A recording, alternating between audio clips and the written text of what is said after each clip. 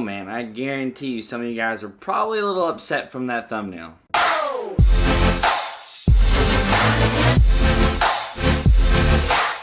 What's going on, guys? So today I want to talk a little bit about the title and the thumbnail of this video, which is a POG being better than a grunt. If you guys don't know what a POG is, POG, it basically stands for person other than grunt. And depending on your definition of it, you know, a lot of infantry soldiers will be like, oh, everybody but me, everybody but infantry is a POG. You might also have people who are under the definition of a POG being anybody who's not in a combat MOS. So therefore I would qualify as a POG, and my little brother, who's a 13 Fox, who is in a combat arms MOS, is not a POG. So what in the world am I talking about whenever I say a POG is better than a grunt? And I don't actually mean that. It's kind of just a thing for me to catch your guys' attention, because I've just had something on my mind that I want to talk about and put this video out there to you guys, because there is a big misconception or a big thought out there about how POGs, there's this negative connotation on it, where people, they don't want to be a POG, because some people even say to me, oh, you're not in the real army, you're a POG, right? And that makes no sense whatsoever. And I just want to talk about it for a little bit, because I know there's a lot of you guys out there who have not signed up for your MOS yet. You have not picked your MOS. And sometimes whenever you're going to pick your MOS, either your recruiter, some other prior service military person, or maybe one of your friends may be getting on to you because maybe you don't want to be in a combat MOS. And they're like, oh no, just pick infantry, pick whatever combat MOS or whatever. You don't want to be, you know, sitting at a desk. You don't want to be just working on vehicles. You don't want to be doing all this stuff. And they're trying to peer pressure you into doing a combat arms MOS, because somehow they think that is better than having a non-combat arms MOS, right? Which, in my opinion, I think is completely false. I am under the mindset that every job in the military has its place, right? Every branch in the military has its place. So a lot of people will make fun of the Air Force, they'll make fun of the Navy, they'll make fun of whatever branch you want to talk about, right? People even make fun of the Army. But every single branch of the military has a set purpose, has a mission that they need to accomplish in order for the bigger whole, the United States of America, to be a strong military force. So if you're looking at the PT standards between the Air Force and the Army or the Marines, and you're like, why the heck isn't the Air Force PT standards as high or as difficult as the Marine PT standards? You know, you might look down at the Air Force because of that, but whenever you think about it, they have a different mission than the Marines do, right? So why should their physical standards be the same, right? They have higher, you know, ASVAB standards than the Marines. Why does the Marines have such low ASVAB standards than compared to the Air Force, right? So every different branch has their own specialty, they have their own job, their mission that they need to do. And likewise in MOSs in the Army, right? Every different MOS has a specific mission, a specific job that needs to be done in order for the greater whole, the Army in general, to actually accomplish their task, right? So if you're looking at an infantry soldier, could we have an entire Army just built of infantry soldiers? And you could, but it would not be very successful. There would not be a good communication going on. There wouldn't be basically a good supply chain going on, going around supplying the infantry soldiers, because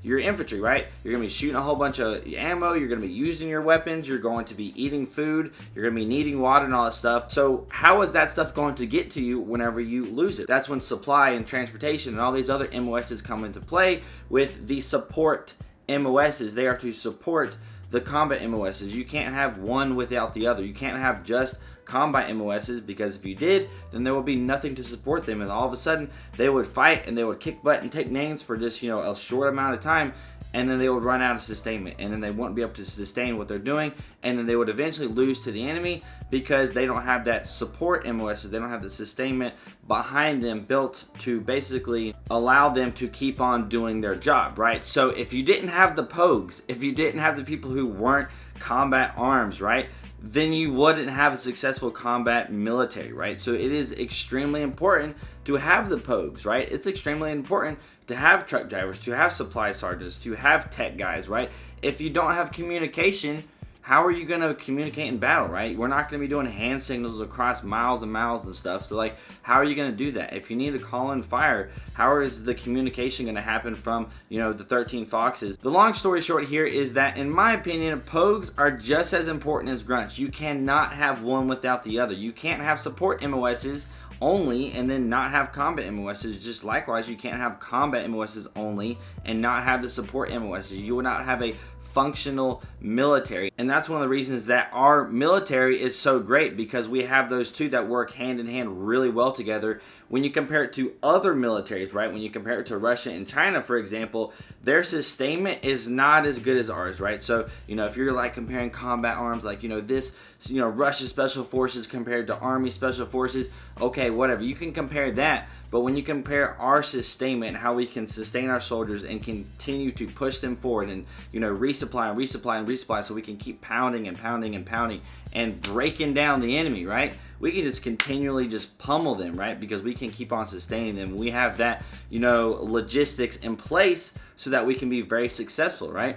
Other militaries, other big militaries, they don't have that like the United States Army does, right? So that's one of the reasons, it's one of the ways that our military is just above and beyond better than other militaries. So one of the things that I would like to accomplish, at least just a little bit with this channel, right? For the course of however long this channel is going to last, just a little bit I would like to accomplish to kind of break down or, you know, minimize all of that negativity, right, towards POGs, because you will get it. When you go to basic training, if you are a POG, if you are not an infantry soldier, if you're not combat arms or something, even your drill sergeants might make fun of you, right? And I think that is honestly pretty horrible, right? Every MOS has a spot, has a mission that needs to be accomplished, and if you don't have that MOS, then everything could break down, right? So every MOS is really important.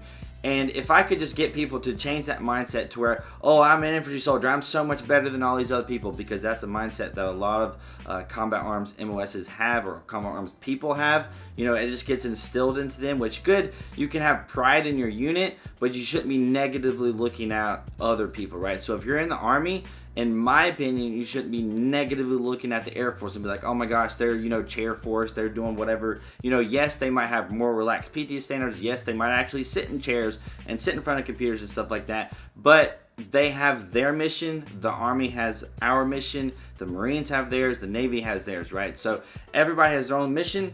And if people can start to understand that and stop negatively looking at people who are different than them, then that would be great. And if I could get a few people to do that and maybe spread the whole thing out, you know, one little drop in the water, hopefully that wave goes out. I don't know, just a stupid little analogy I'm thinking about right now, but I'm gonna stop that right now. So that is the end of this video. I hope you guys did enjoy it. It's just something that was on my mind. I wanted to make a video and talk about it, post it here on YouTube for all of you guys to watch and see. And if you made it to the end of this video, that is awesome. And you should probably hit that like button. That would be really, really cool. If you want to stick around with some more of my videos, hit that subscribe button. That would be even better. And if you just really want to just make my day, hit that notification bell button, the little bell thingy beside the subscribe button. So if you're not subscribed, you go ahead and subscribe, then hit the bell. That would be freaking fantastic. If you guys are not following me on social media, Instagram and Snapchat links are right here. I hope you guys have a great day, and I'll see you guys later.